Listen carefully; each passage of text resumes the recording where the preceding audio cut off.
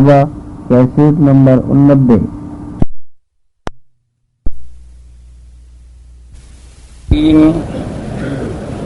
اللهم صل على سيدنا محمد وعلى آل سيدنا محمد كما صليت على إبراهيم وعلى آل إبراهيم في العالمين إنك حميد مجيد۔ قال الله تبارك وتعالى في كلامه المجيد: أعوذ بالله من الشيطان الرجيم، بسم الله الرحمن الرحيم۔ إن الله اشترى من المؤمنين أنفسهم وأموالهم بأن لهم الجنة يقاتلون في سبيل الله فيقتلون ويقتلون وعدا عليه حقا في التوراة والإنجيل والقرآن، ومن أوفى بعهده من الله فاستبشروا ببيعكم الذي بايعتم به وذلك هو الفوز العظيم۔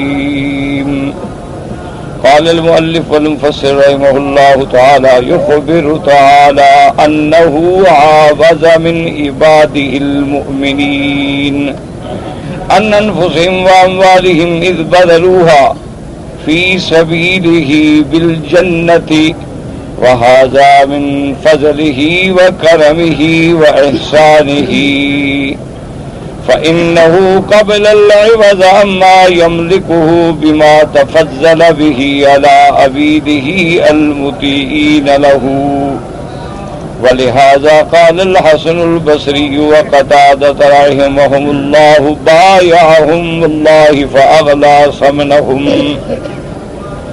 ابو فصل رحمۃ اللہ علیہ سورۃ التوبہ کی ان آیات مبارک کی تفسیر فرماتے ہیں کہ ان اللہ اشترى من المؤمنین انفسهم واموالهم بان لهم الجنہ۔ ابو فصل رحمۃ اللہ علیہ فرماتے ہیں کہ ان آیات میں اللہ نے خبر دی کہ اللہ تبارک و تعالیٰ نے اپنے عباد مومنین سے ان کے جان اور ان کے مالوں کے عوض میں اگر وہ اللہ کے راستے میں خرچ کریں تو اللہ ان کو اس کے بدلے میں جنت دے۔ اور یہ سب کچھ دراصل کیا ہے؟ ھذا من فضلہ، یہ اللہ کا فضل ہے، اللہ کا کرم ہے، اللہ کا احسان ہے کہ وہ جنت کے عوض میں ہم سے وہ چیز قبول کر رہے ہیں جس کے وہ خود مالک ہیں۔ یعنی یہ کتنا اس کا بڑا کرم ہے اپنے عباد اطاعت کرنے والوں پر۔ اسی لیے حضرت حسن بصری، حضرت قتادہ رحمہم اللہ علیہم اجمعین فرماتے تھے کہ دیکھو بھی اللہ تبارک و تعالی نے سودا کیا، اللہ نے خریداری فرمائی اور دیکھو بندے کو کتنا مہنگا کر دیا ہے، یعنی انسان کی کتنی بڑی قیمت لگائی ہے اللہ تبارک و تعالیٰ نے۔ تو یہ بھی اللہ کا کرم ہے کہ اس نے بندے کو اتنا بڑا اعزاز بخشا۔ تو جیسے میں نے عرض کیا تھا کہ یہاں دونوں لفظ ہیں، اشترا بھی ہے اور لفظ بیع بھی ہے۔ عام طور پر یعنی لغت میں استعمال ہوتا ہے اشترا کا خریدنے پر، اور بیع کا استعمال ہوتا ہے بیچنے پر۔ جیسے کہ عام بھی آپ دیکھیں، اب محاورات میں بھی یہی کہتے ہیں کہ آپ کہیں گے کہ اشترے تو میں نے یہ چیز خریدی ہے، یا آپ کہیں گے بھی بے تو میں نے یہ چیز بیچی ہے۔ لیکن کبھی کبھی اشترا کا لفظ جو ہے یہ دونوں معنوں میں بھی آ جاتا ہے، یعنی جس میں بیع شراء ہو۔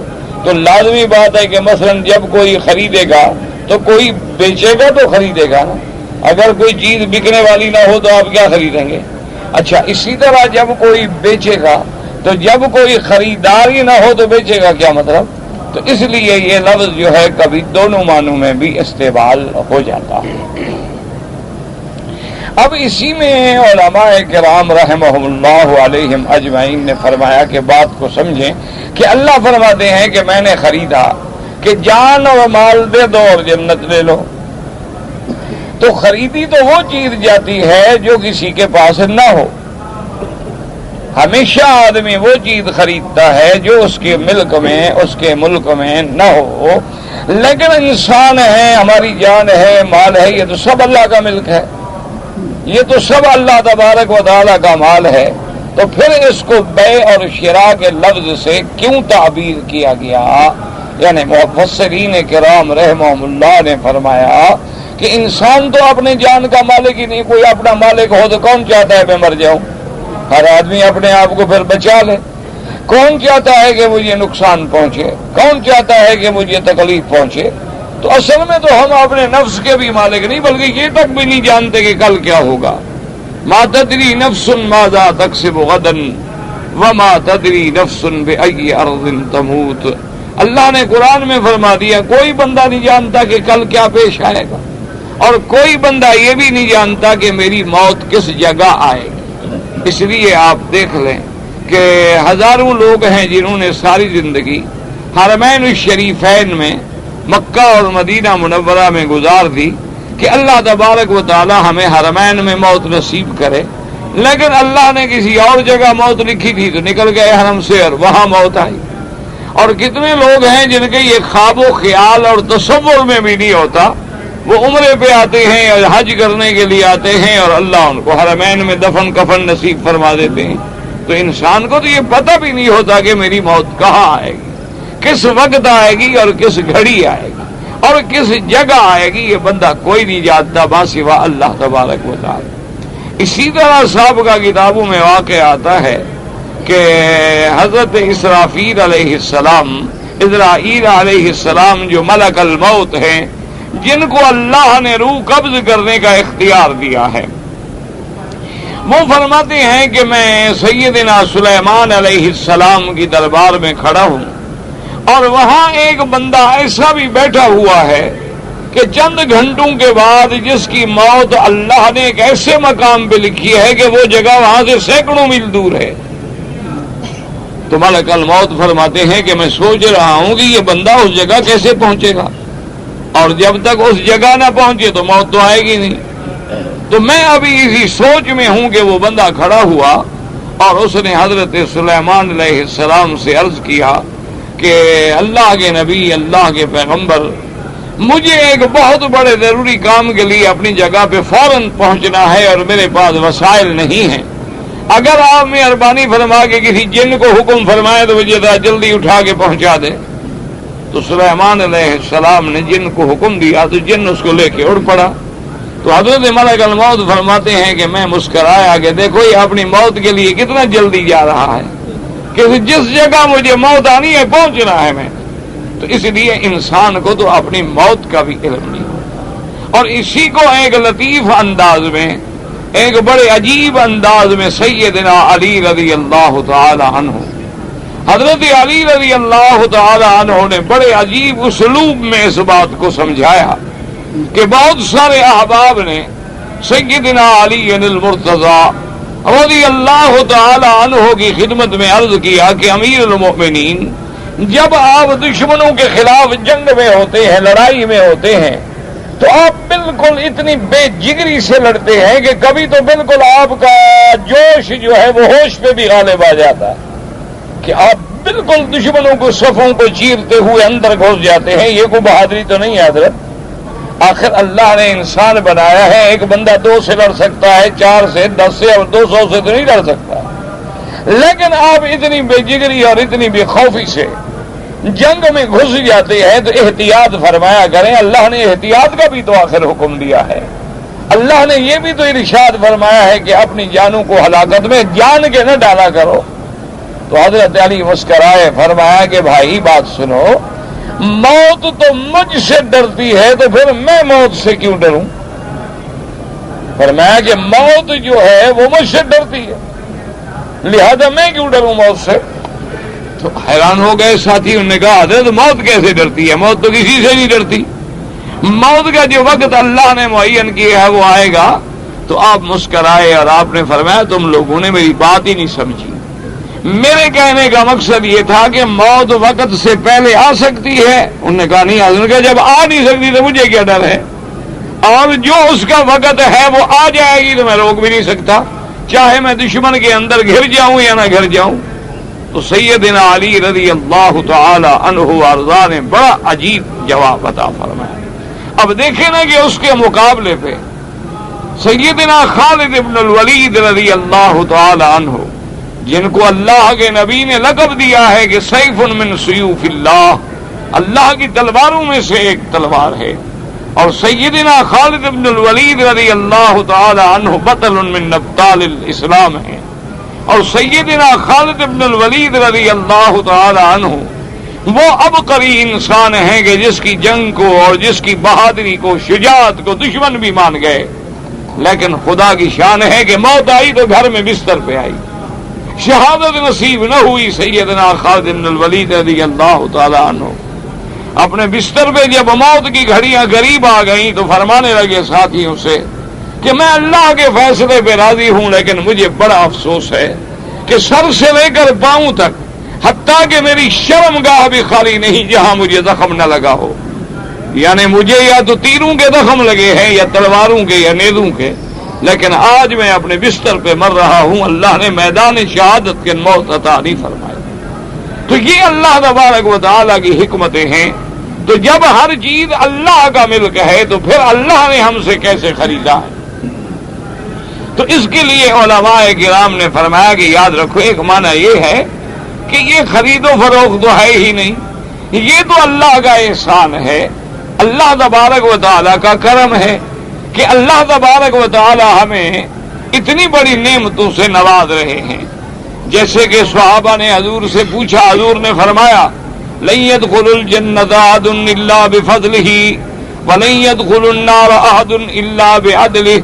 حضور نے فرمایا کوئی بندہ جنت میں داخل نہیں ہوگا مگر اللہ کی مہربانی سے، اور کوئی بندہ جہنم میں نہیں جائے گا مگر اللہ کے عدل سے، اللہ کے انصاف سے، اللہ ظلم سے پاک ہے. تو صحابہ نے پوچھا کہ یا رسول اللہ صلی اللہ علیہ وسلم، آپ بھی اللہ کی رحمت سے جنت میں جائیں گے؟ آپ کے اعمال بھی اتنے نہیں کہ عملوں کی وجہ سے جنت سے جائیں.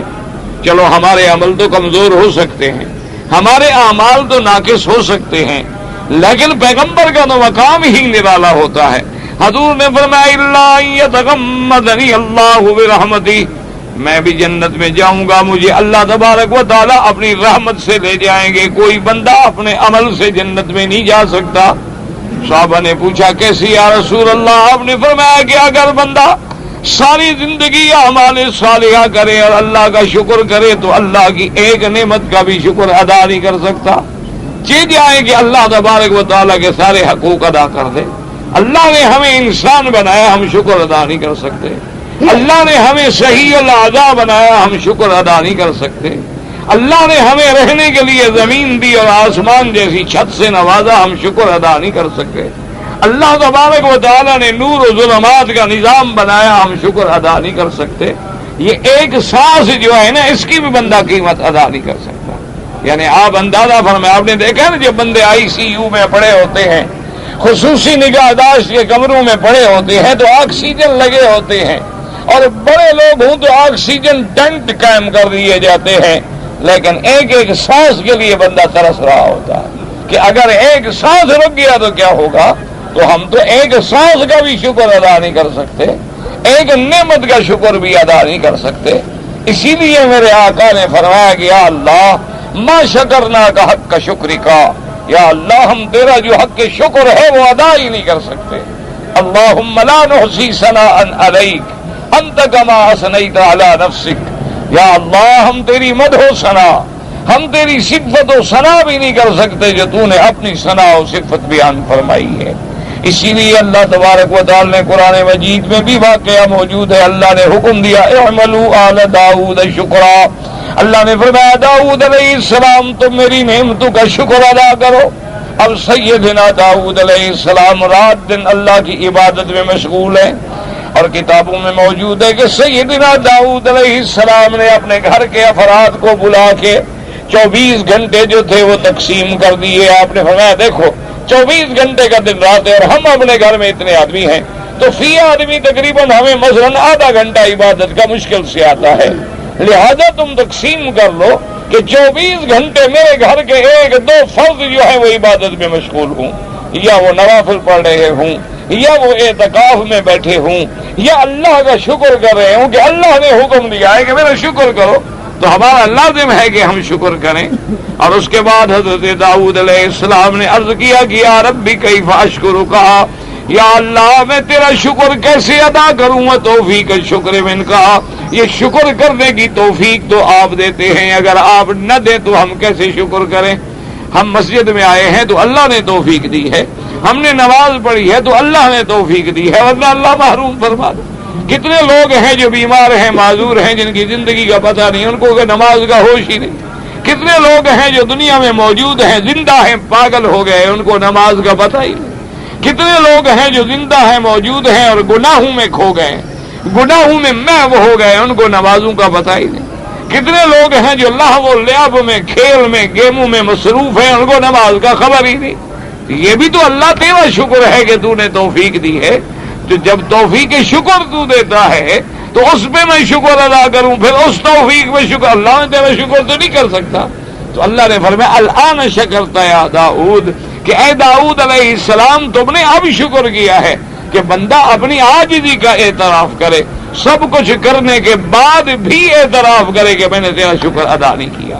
جیسے کہ حدیث مبارک میں آتا ہے، سیدہ عائشہ صدیقہ رضی اللہ تعالی عنہا نے دیکھا کہ حضور صلی اللہ علیہ وسلم آپ کی کثرت عبادت سے، رات کو تہجد پڑھنے سے، اللہ کے دربار میں قیام کرنے سے تورم قدم رسول اللہ صلی اللہ علیہ وسلم، حضور کے قدموں پہ ورم آ گیا، حضور کے قدم جو تھے ورم میں آ گئے کھڑے کھڑے۔ تو بی بی صاحبہ نے عرض کیا یا رسول اللہ صلی اللہ علیہ وسلم، اللہ نے تو آپ کو قرآن میں وحی کے ذریعے بتلا دیا ہے، لِيَغْفِرَ لَكَ اللَّهُ مَا تَقَدَّمَ مِن ذَنبِكَ وَمَا تَأَخَّرَ، کہ میرا مدنی تیرے پہلے بھی اور نبوت کے بعد بھی کوئی غلطی ہے تو ہم سب معاف کر چکے ہیں۔ جب اللہ نے آپ کو معافی عطا فرما دی ہے، اللہ نے آپ سے وعدہ بھی فرما دیا ہے کہ آپ کی شفاعت قبول ہوگی اور سب سے پہلے آپ جنت میں داخل ہوں گے، پھر آپ اتنی مشقت کیوں برداشت کرتے ہیں کہ آپ کے قدموں پہ بھی ورم آ گئی ہے؟ حضور پاک نے فرمایا عائشہ کیا تم یہ نہیں چاہتی فلا اکون عبدا شکورا، جس رب نے مجھے ان نعمتوں سے نوازا ہے کیا میں اس کا شکر نہ کروں؟ تو میں تو اس کا شکر گزار بندہ ہوں کہ اللہ تبارک و تعالی نے مجھے جو نعمتیں دی ہیں تو ان کا میں شکر کروں۔ اسی طرح قرآن میں وعدہ ہے میرے اللہ کا، لئن شکرتم لازیدنکم ولئن کفرتم ان عذابی لشدید۔ اللہ نے فرمایا تم اگر شکر کرو گے میں نعمتیں اور دوں گا، اور اگر تم ناشکری کرو گے تو پھر میرا عذاب بھی بڑا سخت ہے، میری پکڑ بھی بڑی سخت ہے۔ لیکن یاد رکھو ہم لوگوں نے شکر کا معنی عجیب کیا ہوا ہے۔ ہم لوگ یہ سمجھتے ہیں کہ پانی پی لیا تو اللہ تیرا شکر ہے، کھانا کھا لیا تو اللہ تیرا شکر ہے، اور اس کے بعد جناب بس زبان سے کہتے اللہ تیرا لاکھ لاکھ شکر ہے، خوش ہو گئے جی اللہ کا بڑا شکر ادا کیا۔ یہ شکر نہیں ہوتا ہے۔ ایک بات کو سمجھیں دل میں، لوگوں نے یہی ذہن بنا لیا ہے کہ پانی پیا، کھانا کھایا، کو نعمت مل گئی، کہا اللہ تیرا لاکھ لاکھ شکر ہے، کہا ماشاءاللہ، اور جناب لاکھ کرے کئی لاکھ شکر تو میں نے ایک منٹ میں ادا کر دیا ہے۔ یہ شکر نہیں ہوتا، یاد رکھو۔ سب سے پہلا شکر یہ ہے کہ اللہ پر ایمان لانا، سب سے پہلی بات۔ کیا مانا جو کافر ہے وہ شکر گزار نہیں، کیونکہ اللہ نے فرما دیا ہے کہ انا ہدیناہ السبیل، ہم نے راستہ واضح کر دیا، اما شاکرا و اما کفورا، یا مومن یا کافر۔ تو اب شکر کا سب سے پہلا جو عظیم مرتبہ ہے وہ تو یہ ہے کہ ہم اللہ کو مانیں، اللہ کے انبیاء کو مانیں، اللہ کی کتابوں کو مانیں، اللہ کے وحی کو مانیں۔ اگر نہیں مانتا تو کیا شکر ہے؟ خدا کو مانتا نہیں، شکر کیا ہے؟ تو اس لیے سمجھ لیں اگر کوئی کافر ہے یا مشرک ہے یا وہ عبادات اللہ کے لیے غیروں کی ادا کر رہا ہے تو وہ شکر گزار ہے ہی نہیں، وہ تو بالکل کفور ہے۔ اس لیے قرآن نے مبالغے کا صیغہ فرمایا اما شاکرا و اما کفورا۔ اب اگر وہ مسلمان ہو گیا ہے، مومن ہو گیا ہے، اور یہ ایمان اسلام بھی اللہ نے ہمیں دیا ہے، الحمدللہ الذی ہدانا لہذا وما کننا لنہتدی لولا ان ہدانا اللہ۔ اسی لیے جب کچھ آراب آئے نا حضور کی خدمت میں، آگے کہنے لگے کہ حضور سرکار دو عالم صلی اللہ علیہ وسلم قالت الاعراب آمنا، ہم ایمان لائے حضور، اور دیکھیں حضور ہم خود آئے ہیں، ہماری کتنی بڑی مہربانی ہے کہ خود آپ کے پاس چل کے آئے، ایمان کے لے آئے۔ اللہ نے فرمایا میرا مدنی ان کو کہہ دو کہ پہلے تو ایمان کا دعویٰ ہی نہ کرو کہ ہم ایمان والے ہیں، یہ کہو کہ ہم مسلمان تو ہو گئے ہیں۔ ایمان کا مرتبہ تو بہت بلند ہے۔ اسلام جو ہے وہ ظاہری انقیاد کا نام ہے، ظاہری طور پہ تم آ گئے ہو، ولیکن لا تو یہ نہ کہو کہ آمنا ولیکن قولوا اسلمنا، یوں کہو، ابھی ایمان تمہارے دلوں میں جاگزین نہیں ہوا۔ اور دوسری بات ان کو یہ بھی بتلا دو کہ مجھ پہ احسان نہ کرو کہ تم ایمان لائے ہو، بل اللہ یمن علیکم ان ہداکم للایمان، بلکہ یہ اللہ کا احسان ہے کہ اس نے تمہیں اسلام لانے کی اور ایمان لانے کی توفیق بخشی ہے۔ اس لیے سمجھیں کہ سب سے پہلے شکر کیا ہے؟ اللہ پہ ایمان لانا۔ جو اللہ پر ایمان نہیں لایا وہ شکر لاکھ شکر کرے شکر گزار نہیں۔ پہلی بات یاد رکھیں۔ دوسرا شکر کا درجہ سمجھیں کہ شکر کیا ہے۔ اللہ کہتا ہے میرا شکر کرو۔ شکر کا درجہ یہ ہے کہ جو نعمتیں اللہ نے ہمیں دی ہیں وہ اللہ کے فرما برداری میں خرچ کریں۔ کیا مانا؟ اللہ نے ہمیں عقل دیا ہے، زبان دی ہے، آنکھیں دی ہیں، حواس دیے ہیں، عقل دی ہے، چلنے کی قوت دی ہے، پکڑنے کی قوت دی ہے، بیٹھنے کی قوت دی ہے۔ یہ سارے اعضاء جو ہیں یہ اللہ کی فرما برداری میں چلیں، اگر اس کی نافرمانی کریں تو پھر شکر تو نہیں ہوا۔ دیکھو نا کوئی آدمی، اب آپ یہ اینک ہے مجھے دی ہے آپ نے کہ میں پڑھوں اس سے، میں اس اینک کو لے کر اگر بوٹ میں رکھ کے جوتا پہننا شروع کر دوں تو یہ شکر ہے؟ اللہ نے ہمیں آنکھیں دی ہیں اسی لیے کہ ہم لوگوں کی عورتوں کو دیکھتے رہیں، گندی فلمیں دیکھتے رہیں، گناہوں والی چیزیں دیکھتے رہیں، غلط میگزین دیکھتے رہیں۔ اللہ نے اسی لیے آنکھیں دی ہیں۔ اللہ نے زبان ہمیں اسی لیے دی ہے کہ ہم گالیاں دیں، غیبت کریں، جھوٹ بولیں، گندی باتیں کریں، اسی لیے خدا نے زبان دی تھی۔ تو زبان کا شکر یہی ہے۔ تو یاد رکھیں دوسرا نمبر شکر کا کیا ہے کہ سارے اعضاء و جوارے جو ہیں ہمارے وہ اللہ کے حکم میں لگ جائیں، اللہ کی فرما برداری کریں، یہ ہے شکر۔ اور سب سے آخری درجہ شکر کا کیا ہے کہ زبان سے بھی بندہ شکر کرے کہ نعمت ملے تو کہے الحمدللہ، کھانا ملے تو کہے الحمدللہ الذی اطعمنا وسقانا، کپڑا ملے تو کہے الحمدللہ الذی کسانا، اگر مصیبت آ جائے تب بھی کہے الحمدللہ اللہ تیرا شکر ہے میں اس قابل نہیں ہوں، میں ابتلا برداشت نہیں کر سکتا، تیرا عاجز بندہ ہوں کہ تیرا شکر ہے، اگر تو نے میرے لیے امتحان ڈالا ہے تو تیرا شکر ہے۔ ہر حال میں شکر کرے، اب ہوگا شکر کرنے والا۔ یہ شکر نہیں ہوتا کہ زبان سے کہہ دو نماز نہ پڑھو اور کہو اللہ تیرا لاکھ شکر ہے، اور روزہ نہ رکھو اور کہو اللہ تیرا لاکھ لاکھ شکر ہے ماشاء اللہ میں نے خود تو روزہ نہیں رکھا لیکن آج شام کو بڑے مسکینوں کو کھانا کھلایا ہے۔ اللہ فرماتا یہ اچھا شکر ہے، تم خود تو روزہ رکھتے نہیں ہو، لوگوں کو روزی کھلا کے مجھے دھوکہ دینا چاہتے ہو۔ یہ اللہ کا شکر نہیں ہوتا کہ رات دن نافرمانی میں ہو اور کہے کہ میں اللہ تیرا بڑا شکر ہے نا۔ تو اب سمجھیں تو علماء نے فرمایا کہ دراصل یہ اللہ کا احسان ہے کہ چیز اسی کی ہے، ملک اسی کا ہے۔ اللہ نے فرمایا میرے بندے تجھ سے میں تیری چیز تو نہیں مانگ رہا نا، تو میری مجھے دے دو پھر بھی جنت لے لو، میں تیری چیز کوئی نہیں مانگ رہا تجھ سے،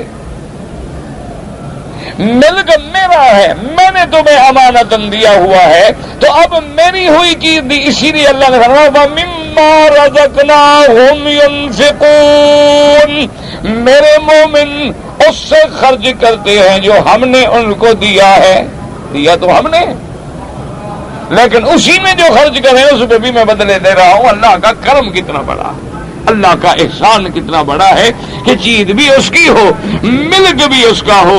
اس کی ایک دوسری مثال سمجھیں جو آسانی کے لیے آپ کو سمجھ آ جائے۔ موسیٰ علیہ السلام کو جب صندوق میں ڈالا گیا فرعون کے گھر میں چلے گئے، فرعون کے گھر میں صندوق ملی، کھولی گئی، بڑا قصہ ہے، الحمدللہ آپ نے پڑھا بھی ہوگا، سنا بھی ہوگا۔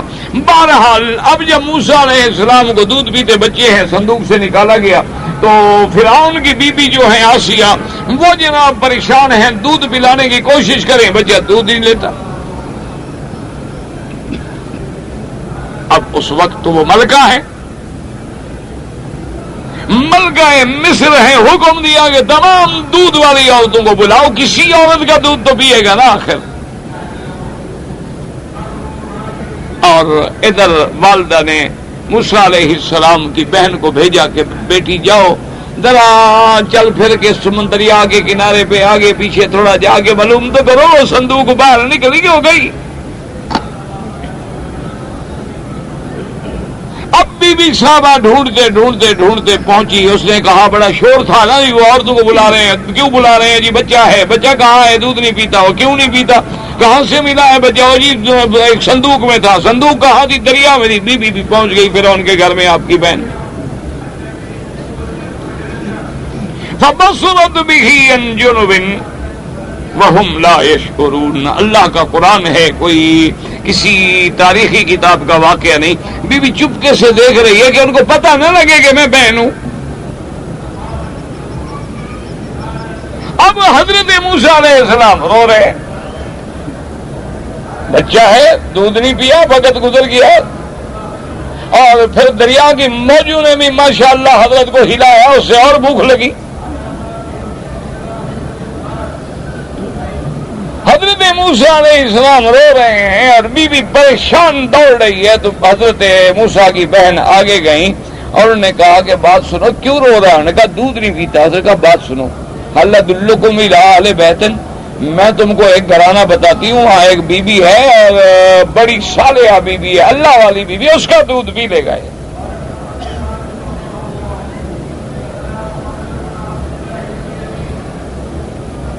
اور ساتھ قرآن کہتا ہے کہ بی بی نے یہ بھی کہا کہ وَهُمْ لَهُ نَاصِحُونَ، وہ اس کے خیر خواہ بھی ہیں۔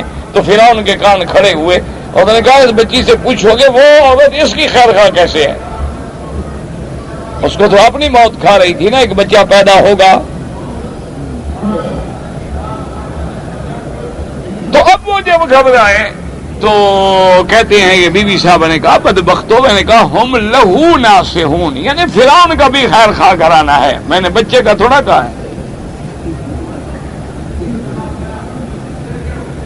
اب چپ ہو گئے کہ بات تو ٹھیک ہے، ضمیر تو دونوں طرف جا رہے ہیں نا کہ ہم لہو یا لہو۔ تو انہوں نے کہا کہ اچھا ایسا کرو، جلدی کرو، وہ ہمیں گھر دکھاؤ اور بی بی کو لے کے آؤ۔ بی بی کو لے کے آئی، گھر گئی، اس نے کہا اماں جان، ابا بھائی جان اب مل گیا۔ کہا کیسے مل گیا؟ کہاں ہے؟ کہا فرعون کے گھر۔ کہا فرعون کے گھر؟ قاتل کے گھر؟ اور جس نے 70,000 بنی اسرائیل کا بچہ ذبح کر دیا، اس کے اللہ بچائے تو پھر اسی کے گھر میں بچاتا ہے۔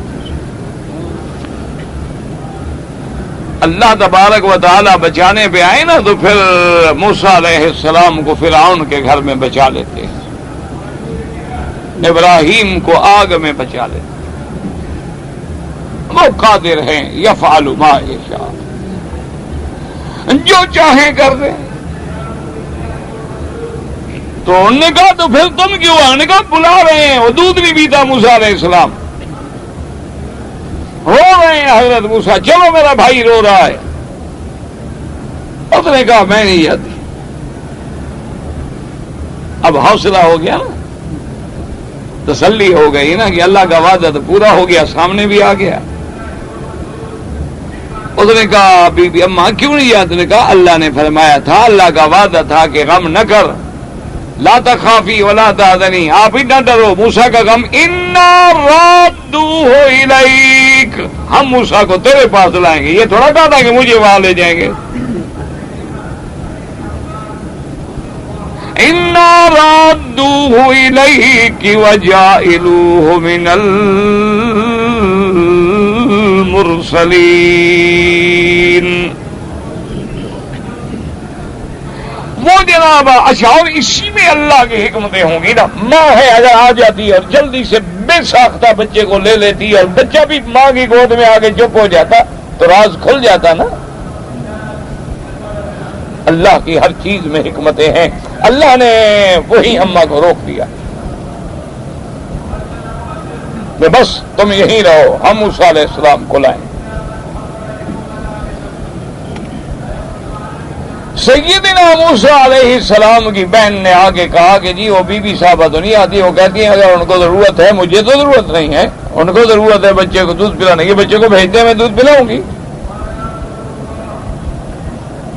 تو انہوں نے کہا چلو بچہ بھیج کے دیکھ لو، شاید دودھ پی لے، بچہ چپ تو کرے نا بیچارہ. انہوں نے جناب موسیٰ علیہ السلام کو بھیجا، وہ تو گھر آ گئے نا. اب دیکھنے والے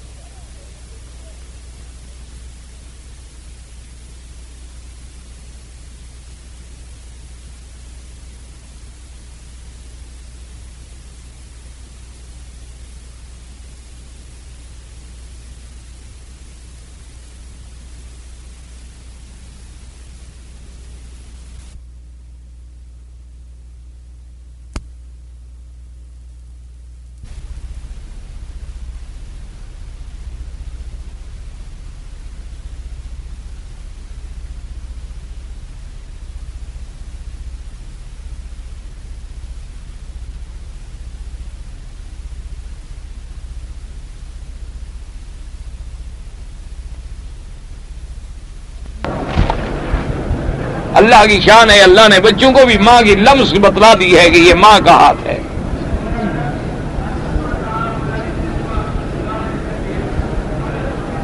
تو اس پہ مفسرین نے اور علماء نے ایک بڑا جملہ لکھا ہے کہ جب بچہ چپ ہو گیا تو فرعون کی بیوی بڑی خوش ہو گئی، خوشیاں ہو گئی، الحمدللہ الحمدللہ بچے نے دودھ قبول کر لیا ہے.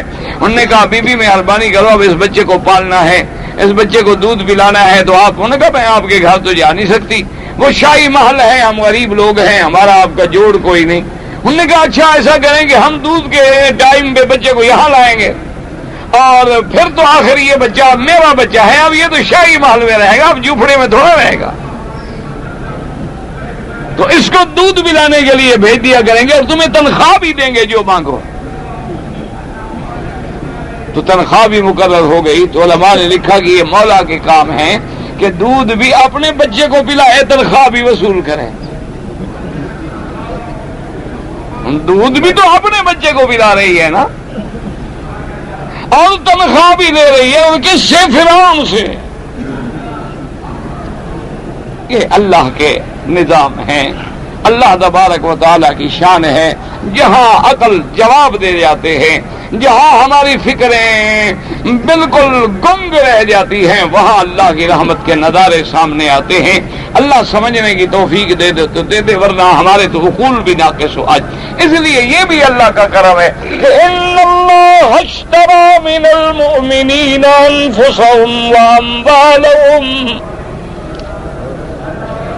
بأن لهم الجنہ. اللہ نے فرمایا میں خریدتا ہوں، مال اور اپنی جان دے دو، اللہ سے جنت لے لو. اچھا مال جان دونوں فانی ہیں، جنت باقی رہنے والی ہے. ہماری تو دونوں چیزیں فانی ہیں نا. اگر ہم نہ دیں تو کیا کریں گے؟ بچا لیں گے.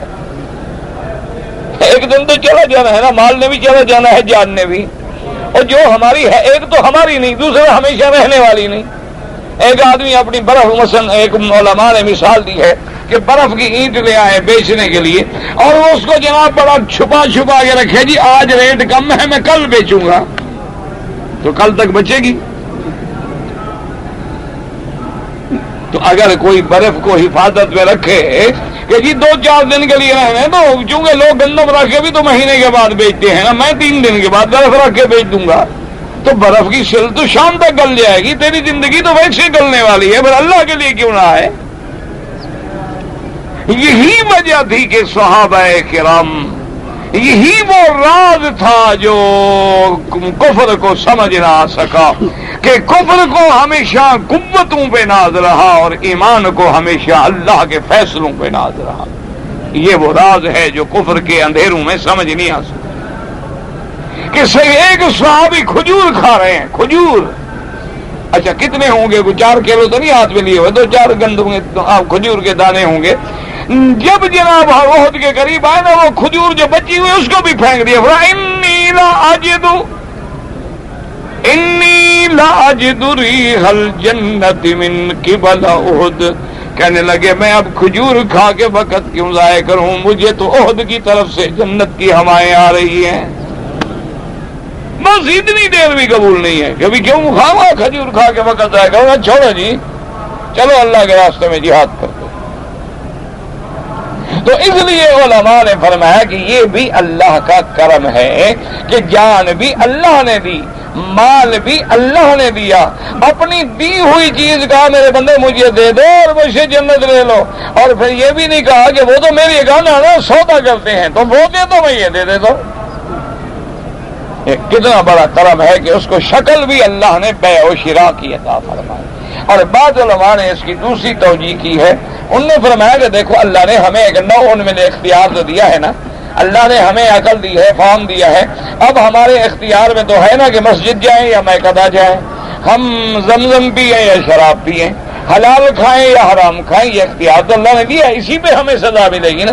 تو وہ جو اختیار دیا ہے اللہ نے کہا وہی میرے دیے ہوئے اختیار کو میری طرف بیچ دو، مجھے بیچ دو، چونکہ اختیار جو میں نے تمہیں دیا کہ جان ادھر لگاتے ہو یا ادھر لگاتے ہو، مال ادھر لگاتے ہو یا ادھر لگاتے ہو، اگر اسی اختیار کو سمجھتے ہوئے تم مجھے دے دو تو مجھ سے جنت لے لو۔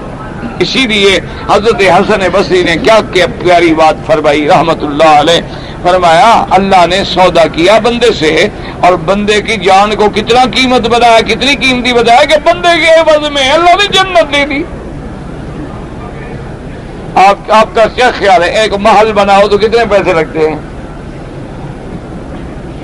ایک محل بنائیں تو آج کل کے دور میں بھی 10-20 کروڑ روپیہ لگ جاتا ہے، اور وہاں تو اللہ جو محل دیں گے اس کی ایک اینٹ سونے کی، ایک چاندی کی اور اندر موتی، تو وہ محل جنت جیسا بن سکتا ہے؟ تو اللہ نے کتنی بڑی نعمتیں، تو کتنی قیمت لگائی اللہ نے انسانی جان کی، کہ اس کے بدلے میں اللہ نے کہا بِأَنَّ لَهُمُ الْجَنَّةَ، اور پھر صرف یہ نہیں کہ بِأَنَّ وَعْدًا عَلَيْهِ، اللہ نے فرمایا اپنے رحمت سے میرا وعدہ ہے، اور یہ میرا وعدہ بھی پکا ہے جو تورات میں بھی ہے، انجیل میں بھی ہے، قرآن میں بھی ہے۔ اور پھر اللہ نے فرمایا بندے جب اللہ کا وعدہ ہے تو مَنْ أَوْفَىٰ بِعَهْدِهِ مِنَ اللَّهِ، اللہ سے زیادہ کون ہے وعدے کے پورے کرنے والا؟ تو کوئی نہیں۔ تو جب اللہ کا وعدہ ہے تو اللہ کے وعدے پہ یقین کرو۔ اب اس کے بعد مفسر رحمۃ اللہ علیہ فرماتی ہیں کہ حضرت حسن بصری کے قول کے بعد فرماتی ہیں وقال شبر ابن عطیہ زما من مسلم الا وللہ عز وجل فی عنقہ بیعۃ ووفى بها ومات علیہا ثم تلا هذه الآیہ۔ حضرت شمر ابن عطیہ فرماتے تھے کہ کوئی بھی مسلمان بندہ نہیں ہے مگر اللہ تبارک و تعالیٰ کی طرف سے اس کے گردن میں گویا کہ بیعت کا اوج ہے، کہ گویا وہ تو اپنے آپ کو اللہ کی طرف بیچ چکا ہے۔ بیعت کا معنی بھی تو یہی ہوتا ہے نا کہ بندہ کسی شیخ سے، کسی مرشد سے جا کے بیعت کرتا ہے، کیا معنی کہ جی میں اپنا آپ بیچ رہا ہوں، آپ کو لے رہا ہوں تاکہ آئندہ میں آپ کے حکم پہ چلوں گا، کیونکہ میں نے تو بیعت کر لی ہے نا، یا میں نے بیعت کر لیا، میرا تو رہا کچھ نہیں، تو سب کچھ آپ نے خرید لیا، جب آپ نے خرید لیا تو گویا میں آپ کا ہو گیا، تو جب میں آپ کا ہو گیا تو اب میں آپ کے حکم بھی تعمیل کروں گا، اسی لیے اس کو بھی کہتے ہیں بیعت، وہ بھی مادہ وہی ہے بایع کا، بیع کا، بیع و شراء کا۔ اب اس کے بعد فرماتے ہیں رحمۃ اللہ علیہ وقال ولہذا یقال من حمل فی سبیل اللہ بايع اللہ قبل هذا العقد وفى به۔ اب اس کے بعد فرماتے ہیں اسی لیے کہا جاتا ہے کہ جو بندہ اللہ کے راستے میں جہاد کرتا ہے، اللہ کے راستے میں تکلیفیں برداشت کرتا ہے، گویا کہ اس نے اس وعدے کو اور اس بیعت کو نبھا دیا۔ وقال محمد بن کعب القرظی وغیرہ قال عبداللہ رضی اللہ تعالیٰ عنہ لرسول اللہ صلی اللہ علیہ وسلم یعنی لیلۃ العقبہ اشترط لربک ولنفسک ما شئت۔ اب مفسر رحمۃ اللہ علیہ کہتے ہیں کہ جب بیعت العقبہ ہوئی مینا کے اندر، جب مدینہ منورہ سے 70 آدمی آئے حضور پاک کے ہاتھ پہ بیعت کرنے کے لیے، تو ان میں عبداللہ ابن رواحہ رضی اللہ تعالیٰ بھی موجود ہیں۔ انہوں نے کہا کہ یا رسول اللہ صلی اللہ علیہ وسلم اشترط لربک ولنفسک ما شئت، کہ حضور ہم آپ کی بیعت کر رہے ہیں، آپ اپنے لیے اپنے اللہ کے لیے جو شرط چاہیں، جو بات چاہیں فرما دیں، ہم ماننے کے لیے تیار ہیں۔ حضور پاک نے فرمایا اشترط ربی ان تعبدوہ ولا تشرکوا بہ شیئا۔ حضور نے فرمایا میں اپنے اللہ کے لیے تم سے ایک وعدہ لیتا ہوں کہ اللہ کی عبادت میں کسی کو شریک نہ کرنا۔ اللہ کی عبادت میں یعنی نماز ہے، روزہ ہے، رکوع ہے، سجود ہے، نظر ہے، نیاز ہے، منت ہے، پکارنا ہے، یہ صرف اللہ کے لیے ہو، اس میں کسی غیر کو شریک نہ کریں۔ وَأَشْتَرِطُ لِنَفْسِي أَن تَمْنَعُونِي مِمَّا تَمْنَعُونَ مِنْهُ أَنفُسَكُمْ وَأَمْوَالَكُمْ۔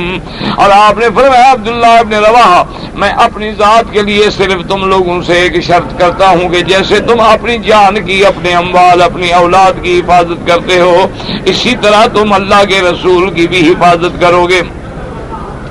قالوا فما لنا اذا فعلنا ذلك، انہوں نے کہا کہ یا رسول اللہ آپ نے دو شرطیں فرمائی، ایک اللہ کے لیے ایک آپ کی ذات کے لیے ہے، اگر ہم یہ دونوں شرطیں پوری کریں تو ہمیں کیا ملے گا؟ حضور نے فرمایا اللہ آپ کو جنت دیں گے۔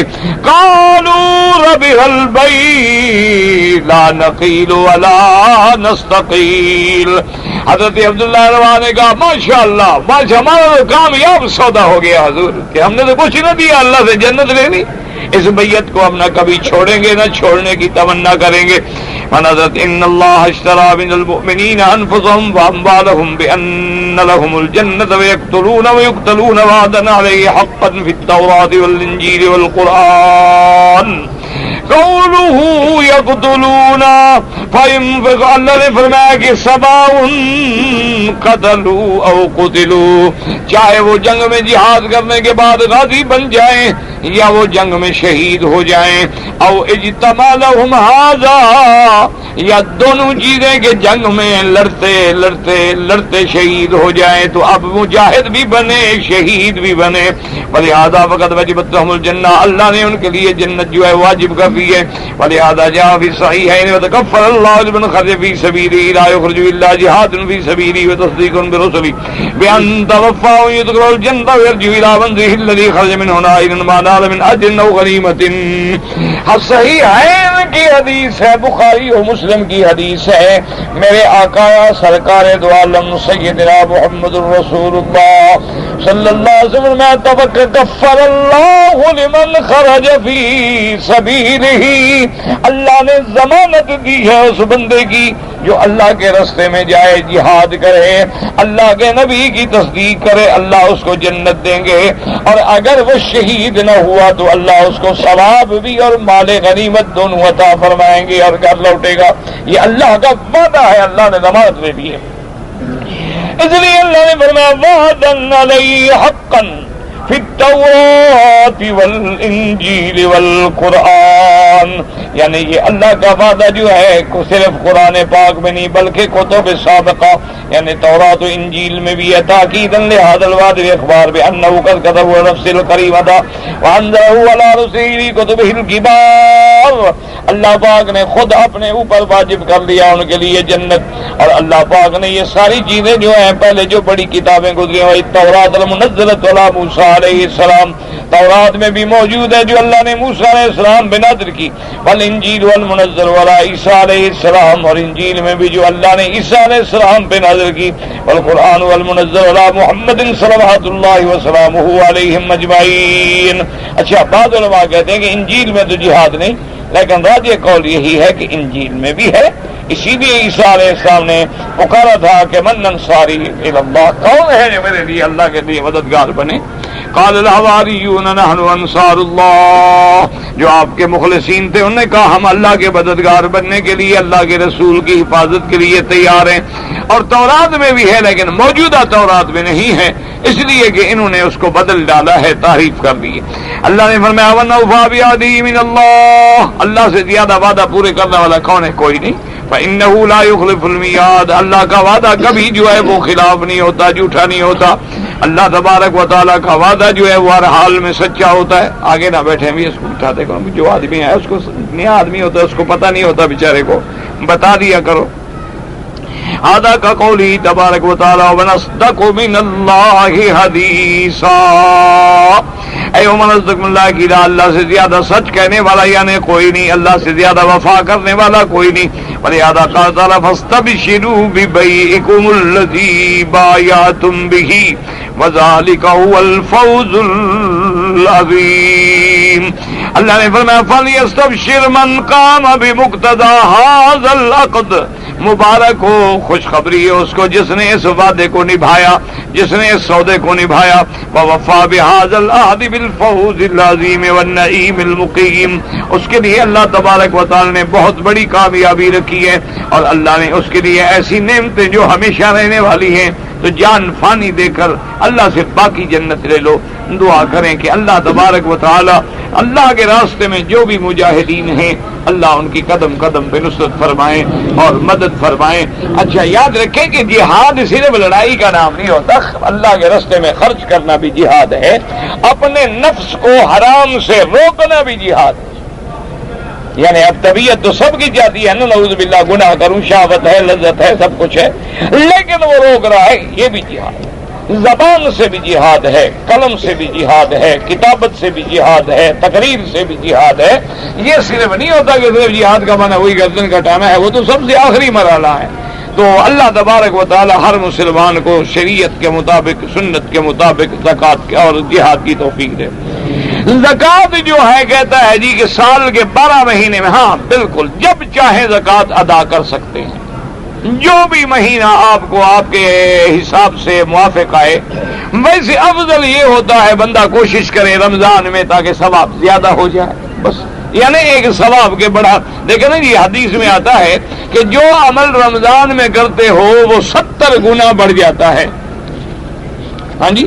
اچھا مثلاً اب میں نے زکوٰۃ دینی ہے 1000، تو اگر میں رمضان میں دوں گا تو 70,000 کا ثواب ملے گا، تو میں 69,000 کا گھاٹا کیوں کروں بھائی؟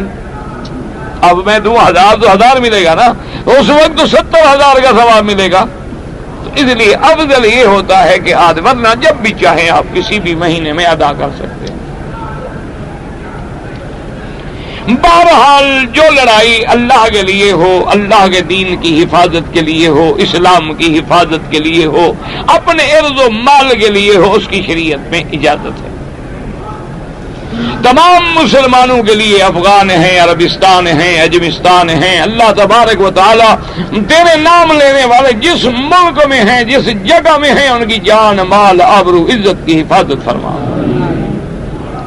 اگر کوئی آدمی لڑکوں سے بدفعلی کرتا ہے، توبہ قبول ہوگی، ہاں توبہ قبول ہوگی، توبہ کا دروازہ بند نہیں ہوا ہے. اور توبہ کرے اور توبہ نصوحہ کرے، یعنی آئندہ وہ گناہ نہ کرے. تو توبہ جو ہے بہرحال جب تک کہ سورج مغرب سے نہ نکلے توبہ کا دروازہ کھلا ہے. اگر کوئی آدمی مرد ہے وہ انگوٹھی پہنے، سنت ہے. سونے کی انگوٹھی پہننا حرام ہے، چاندی کی انگوٹھی پہنے یا اس میں کوئی نگ پہنے حلال ہے. لیکن بعض لوگ جو سمجھتے ہیں کہ ہمیں فلانے نگ سے فائدہ ہوگا، فلانے سے نقصان ہوگا، یہ کفر ہے. کوئی چیز نہ نفع نقصان کی مالک ہے، نہ نفع دے نہ نقصان دے، اللہ کی ذات کے سوا. ہاں باقی یہ ہوتا ہے کہ جیسے بعض پتھر ٹھنڈے ہوتے ہیں، بعض پتھر گرم ہوتے ہیں، جیسے حکما ان کے باقاعدہ پھر کشتے بھی بناتے ہیں، یہ کشتہ عقیق ہے، یہ کشتہ مرجان ہے، یہ کشتہ زہر مورا ہے، تو اس میں جو اللہ نے فوائد رکھے ہیں وہ حاصل ہو سکتے ہیں، لیکن نفع نقصان کا مالک نہیں ہوتا کہ اگر میں نے فلاں پتھر پہنا اور مجھے راس آ گیا، موافق آ گیا، تو میں کروڑ پتی بن جاؤں گا ورنہ برباد ہو جاؤں گا۔ یہ شرک ہے اور یہ کفر ہے، یہ عقیدہ نہ رکھے۔ باقی انگوٹھی پہننا تو سنت ہے۔ اگر ایک آدمی عمرہ کر رہا ہے اور عمرے کے طواف میں جب اس نے طواف کے 3 چکر مکمل کر لیے پھر خیال آیا میں نے تو کندھا نکالنا تھا، میں نے تو رمل کرنا تھا، اب کوئی ضرورت نہیں، کیونکہ وہ پہلے 3 چکروں میں اجتباع اور رمل ہوتا ہے۔ اگر بھول گیا کوئی حرج نہیں، کوئی گناہ نہیں، کوئی جرمانہ نہیں۔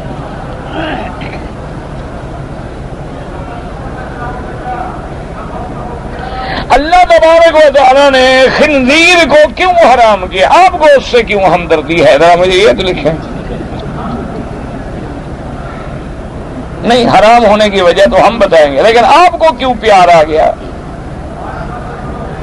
ذرا اگلے چٹ میں مجھے یہ وضاحت کریں کہ مجھے خنزیر اس لیے پیارا ہے۔ اللہ نے جو چیز بھی حرام کی ہے، یاد رکھو، یا وہ باطنی طور پر مضر ہے یا ظاہری طور پر مضر ہے، اللہ کبھی اپنے بندوں کو نعمت سے محروم نہیں کرتے۔ یا تو اس میں کوئی باطنی فساد ہے، اندر ایسی چیز ہے، اس لیے اب نئی تحقیق میں یہ باتیں واضح ہو گئی ہے کہ خنزیر کا گوشت کھانے والا بغیرت ہو جاتا ہے۔ اب یہ باتیں واضح ہو گئی ہیں کہ خنزیر کے گوشت کھانے والے جو ہیں آخر کینسر کا شکار ہو جاتے ہیں۔ مرنا آپ دیکھیں وہ لوگ، وہ ملک جو ہیں کتنے صاف ستھرے ہیں، لیکن کینسر ان کو کیوں ہوتا ہے زیادہ؟ ایڈ کیوں وہاں زیادہ پھیلی؟ تو اس لیے اللہ نے جو بھی حرام کیا ہے ہمیشہ یاد رکھو۔ دوسرا یہ ہے وہ قاذورات اور ناپاک اور پلید چیزیں بھی کھاتا ہے، تو اس لیے علماء نے اس کی تحریم کے کئی وجوہات لکھے ہیں کہ اللہ نے جو چیز حلال کی ہے اس میں بھی حکمتیں ہیں اور جو حرام کی ہے اس میں بھی حکمتیں ہیں۔ اللہ بغیر کسی حکمت کے نہ حلال کیا نہ حرام کیا۔ آپ ممبر پہ بیٹھ کے تقریر کیا کریں، وہ حج میں انشاءاللہ، حج کے دنوں میں جب تقریر ہوگی نا وہ ممبر پہ ہوگی۔ ابھی تو درس ہوتا ہے، اب لوگ بزرگ ہیں، داڑھی والے ہیں، سفید داڑیاں ہیں، اور پھر وہ نیچے بیٹھے ہیں اور میں اوپر جا کے بیٹھوں تو مجھے اچھا نہیں لگتا۔ ویسے تو جائز ہے، وہ منع نہیں ہے، لیکن بہرحال میں سمجھتا ہوں کہ میں اس قابل نہیں ہوں، میں اپنے آپ کو اس لائق نہیں سمجھتا۔ وہ علماء، مشائخ، بزرگ جن کا مقام ہے وہ اونچے بیٹھتے ہیں، ہم تو یہاں بیٹھے ہیں، یہاں بھی اللہ بیٹھنا قبول کر لیں، ہم تو اسی جگہ کے بھی قابل نہیں۔ باقی ایام حج میں چونکہ عام لوگوں کے لیے تقریر ہوتی ہے، وہاں پھر یہ علماء یا بزرگ نہیں ہوتے، میرے جیسے اکثر ہوتے ہیں بیچارے، تو پھر میں اوپر بیٹھ جاتا ہوں۔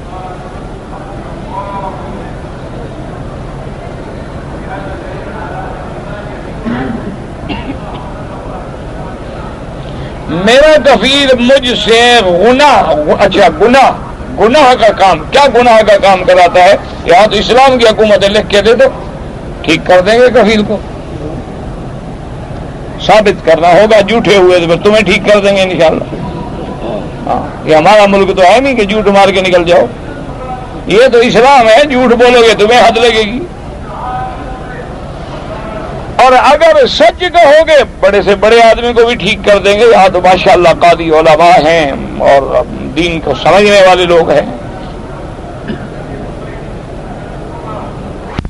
چپل دوسرا آدمی لے گیا، تم نہ وہ غلط کو کر گیا، بھول گیا یا اٹھا کے لے، تم تو نہ کرو نا۔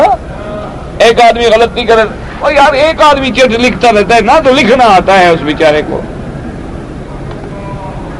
نمازی کے آگے گزرنے سے نماز ٹوٹ جاتا، نماز نہیں ٹوٹتا، لیکن نہ گزرا کریں، گناہ ہے۔ نہ پڑھا جاتا ہے نہ سمجھ آتا ہے، میں کیا کروں؟ تھا کام کے لیے کفیل کے ساتھ عمرہ نہیں کر سکا، کوئی جرمانہ نہیں۔ بعض علماء نے کہتے ہیں کہ حضرت علی کعبے کے اندر پیدا ہوئے اور ولادت کے وقت کعبۃ اللہ کی دیوار ٹوٹ گئی، یہ تو بہرحال کوئی صحیح روایات نہیں ہیں. باقی بات سنو کہ اگر کعبے کے اندر بھی ولادت ہو جائے چلو ایک شرف ہے، لیکن اس کا معنی یہ تو نہیں کہ جو کعبے کے اندر پیدا ہو وہی خلیفہ بنے گا، جو باہر پیدا ہو وہ نہیں بنے گا. تو اللہ کے نبی محمد مصطفیٰ بھی پھر باہر پیدا ہوئے تو حضرت علی افضل ہو گئے. یہ کیا بات؟ حضرت بلال حبش میں پیدا ہوئے، ابو جہل مکے میں پیدا ہوا، افضل کون ہو گیا؟ بات کو سمجھا کریں. اور کعبے میں پیدا ہونے کا معنی یہ ہے کہ حضرت علی کا گھر جو ہے چونکہ وہ حدود حرم میں ہے، حدود حرم کعبہ ہے. آپ کے ہاں جب عورت کے پیدا ہونے کا، بچہ پیدا ہونے کا وقت ہے، ہسپتال چلی جاتی ہے، مسجد بھیج دیتے ہو. حضرت علی کی والدہ کو اتنا کم عقل سمجھا تھا آپ نے؟ اللہ کہتے ہیں ہدین بالغ الکعبۃ، حج کی بکری جو ہے کعبے میں ذبح کرو. کہاں ذبح کرتے ہو؟ مینا میں. تو سارا حرم جو ہے وہ کعبہ ہے. حضرت علی کا گھر بھی چونکہ اللہ کے حرم میں ہے تو بعض کتابوں والوں نے لکھ دیا کہ حضرت علی کی ولادت کعبے میں. ٹھیک لکھا، کوئی بات نہیں.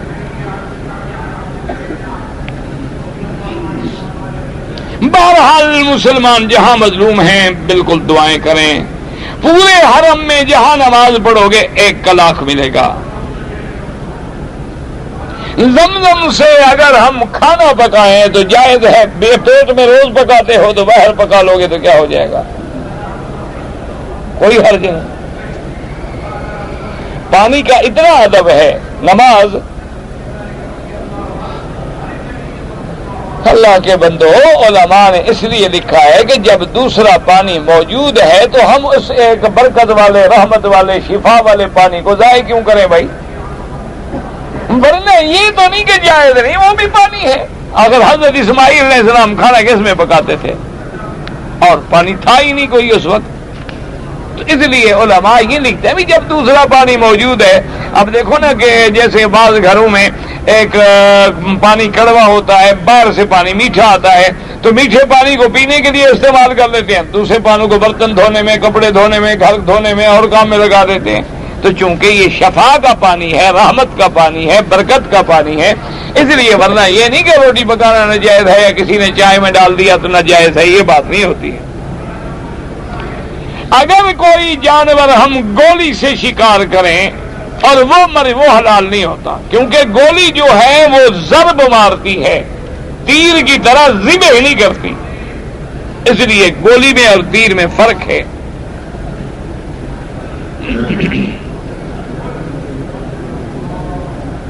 میرے بیٹے کا نام عامر ہے.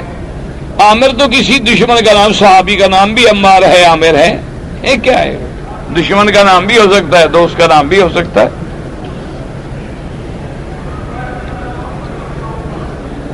ہمارے گاؤں میں ایک آدمی ہے جو عورتوں کو اکٹھا کر کے ذکر کراتا ہے، مردوں کو کیوں نہیں کراتا؟ نہ صرف عورتوں کو ذکر کیوں کراتا ہے؟ کوئی وجہ تو ہو نا، پھر گڑبڑ ہے معلوم ہوتا ہے کوئی. ایسے لوگوں سے بچو. وہ ہمارے ایک ہوتے تھے، فوت ہو گئے، حضرت حافظ اللہ وسائع رحمۃ اللہ علیہ. بہت بڑے عالم تھے، بہت بڑے خطیب تھے، نابینا تھے، ڈیرہ غازی خان کے تھے، اللہ ان کی قبر پہ رحمت کرے. تو بڑے مزاح بھی کرتے تھے، بڑے عالم تھے ماشاءاللہ، بہت بڑے عالم تھے. تو اس سے کسی ایسے لوگ ہوتے ہیں نا میرے جیسے بیوقوف، ایک آدمی کھڑا ہو گیا، انہوں نے کہا مولوی صاحب یہ بتائیں پیر کا شان زیادہ ہے کہ قرآن کا شان زیادہ ہے؟ تو حافظ صاحب نے کہا یار قرآن کو تو 1400 سال ہو گئے ہمارے گھر میں، پیر کو 14 دن گھر میں رکھ لو، 15ویں دن مسئلہ پوچھنا کہ کس کی شان زیادہ ہے، خود بخود سمجھ آ جائے گی. یہ عورتوں کے ذکر سے بچو، یہ عورتوں کو اکٹھا کرنا اور ذکر کرانا اور یہ ٹھیک نہیں ہے. معراج کا معنی ہے عروج. اللہ نے حضور کو عروج بخشا، شان بخشی، آسمانوں پہ لے گئے.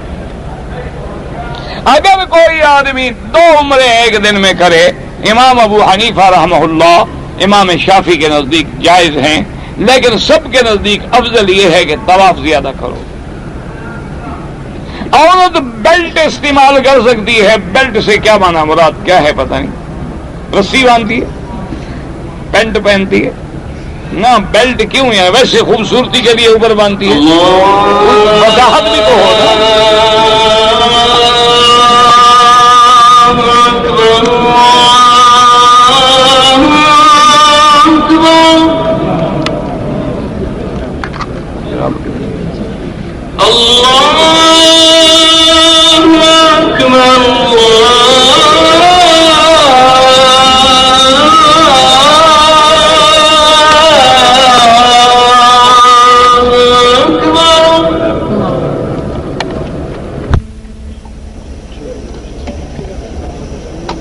أشهد أن لا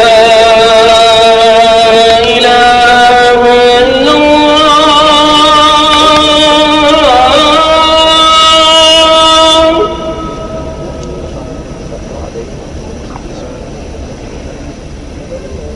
أشهد أن لا إله إلا